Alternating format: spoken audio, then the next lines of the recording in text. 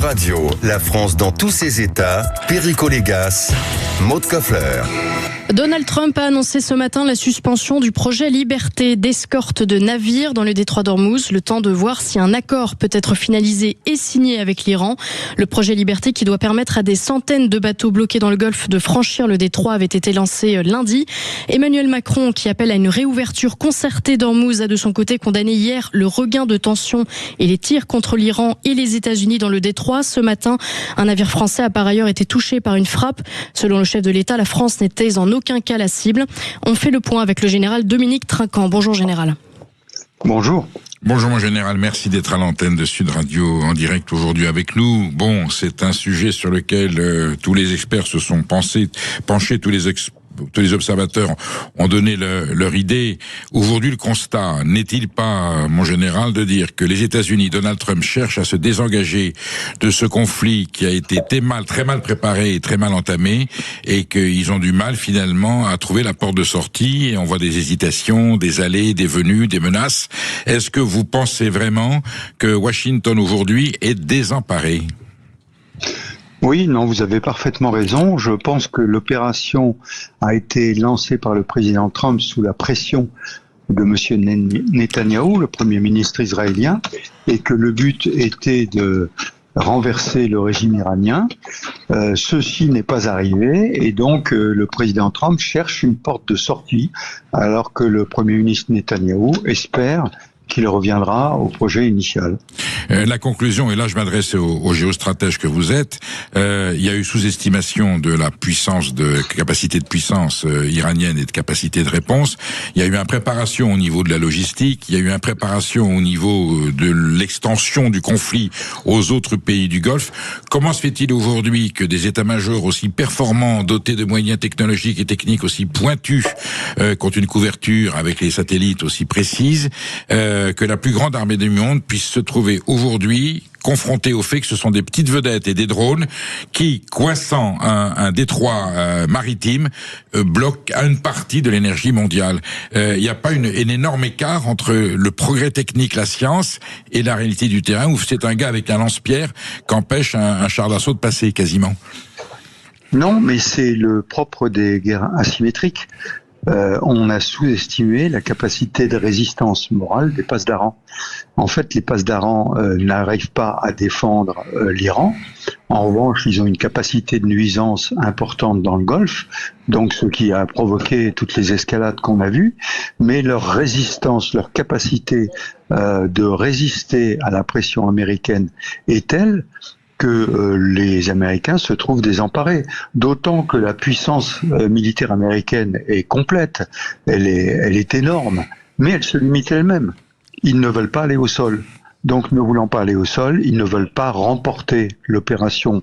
Ils ne peuvent pas remporter l'opération face au pasdaran. Et voilà la situation dans laquelle on est.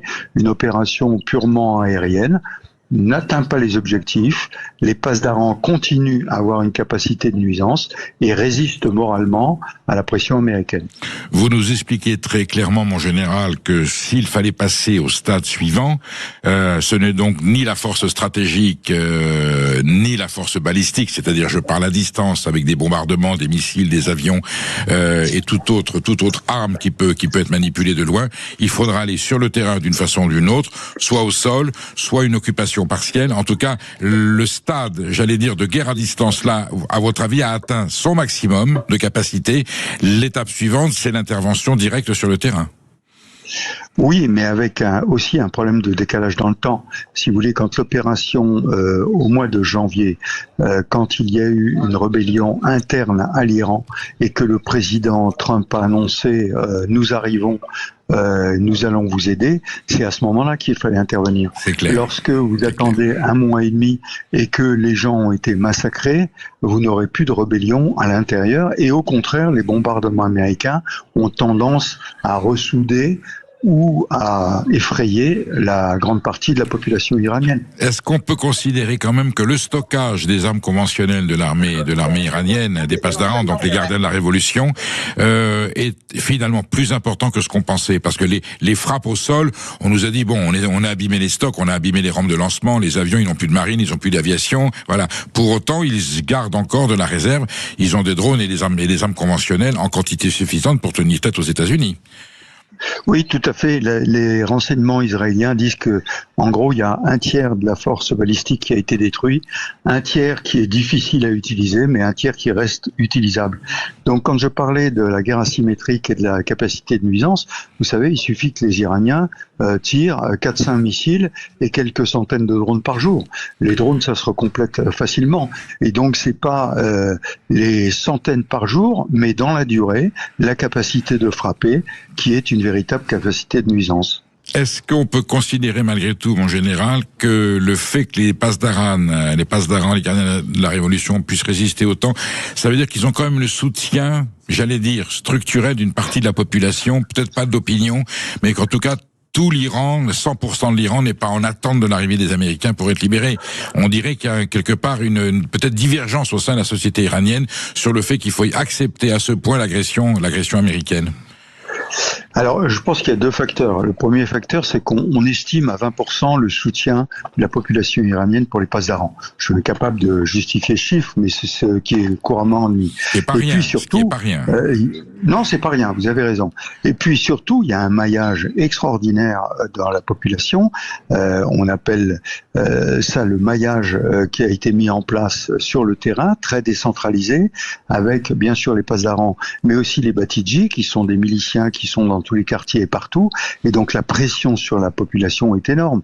Il faudrait rappeler que quand même au mois de janvier, ça a été 30 à 40 000 Iraniens qui ont été massacrés, et les arrestations continuent et les pendaisons continuent. Donc il y a une pression sur la population qui l'empêche de réagir. C'est ce qui nous permet de croire que c'était quand même Benyamin Netanyahou qui menait la danse à l'époque. Il considérait que les frappes avec les missiles suffisaient pour frapper le régime des mollahs au sommet, et c'est lui qui a probablement dissuadé Donald Trump d'aller au sol, parce que ça aurait impliqué évidemment des morts humaines. Une question technique que l'on se pose, une question stratégique.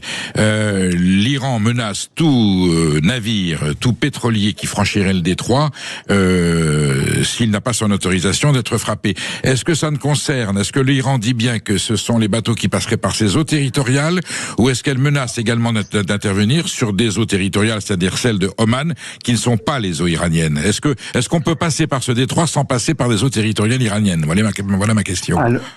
Oui, alors on peut, effectivement. Il y a des bateaux, en particulier des bateaux de croisière, qui sont sortis il y a quelques jours en passant par les eaux omanaises. Mais c'est à leurs risques et périls. De toute façon, les Pasdaran menacent. À partir du moment où vous menacez, aucun armateur ne va envoyer ses bateaux.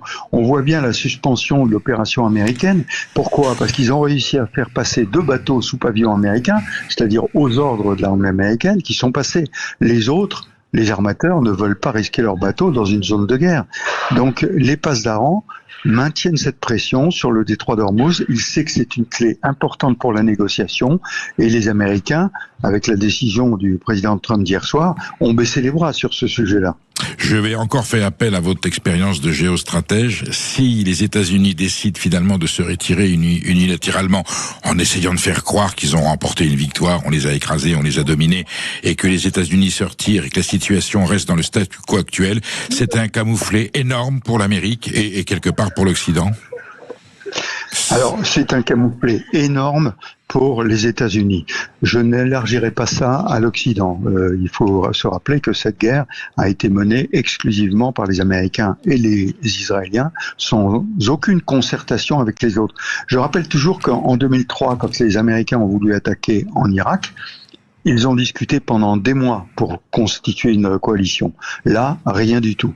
Donc c'est une défaite extraordinaire pour les États-Unis. Ça veut dire que stratégiquement, les États-Unis perdent une partie de leur crédibilité, et singulièrement le président Trump, qui dit, mais lui, vis-à-vis de son électorat, il arrivera bien à prouver qu'il a gagné la guerre. Et ça suppose, général Trinquant, un renforcement de fait du régime iranien qui pourra crier, même s'il a été durement frappé et affaibli, il pourra quand même crier victoire, en tout cas sur le plan politique. Vous avez parfaitement raison, et pour la population iranienne, c'est quelque chose de terrible, mais pour nous aussi, parce que la capacité de nuisance des passes d'Aran continuera. Est-ce qu'on peut tirer une conclusion définitive? Ça fait plusieurs fois qu'il y a des interventions, on peut dire, de grande puissance dans l'ingérence de régimes qui sont contestables. Est-ce que ça nous sert de leçon? On ne règle pas un régime, on ne met pas un terme à un régime en envoyant des missiles ou en bombardant, ou même en Irak en occupant. On a vu la catastrophe que ça a supposé. Est-ce que la solution des peuples qui sont confrontés à des régimes totalitaires ne doit pas rester interne, avec le soutien, j'allais dire, moral et politique des démocraties? Mais le fait d'intervenir militairement, est-ce que cette guerre du Golfe-là, cette troisième guerre du Golfe, peut mettre un terme à cette forme d'intervention? Oui, on doit se rappeler que la guerre n'est jamais que la politique par d'autres moyens. Et donc, ça commence par la politique. Et si vous n'avez pas un objectif politique bien défini, vous n'avez aucune chance d'y aller. Ou quand votre objectif politique est mauvais, comme c'était le cas en Irak, eh bien, vous perdez la partie. Ça veut dire aussi que l'utilisation de la force dont nous parlions est un échec. On le voit bien avec la Russie en Ukraine, c'est un échec. On le voit bien avec les États-Unis en Iran, c'est un échec, alors que les États-Unis ont tous les moyens. Eh bien, on espère ne pas en payer trop lourdement la facture. Merci, Général Trinquant, d'avoir été à l'antenne de Sud Radio en direct et nous avoir apporté ce précieux et avisé témoignage.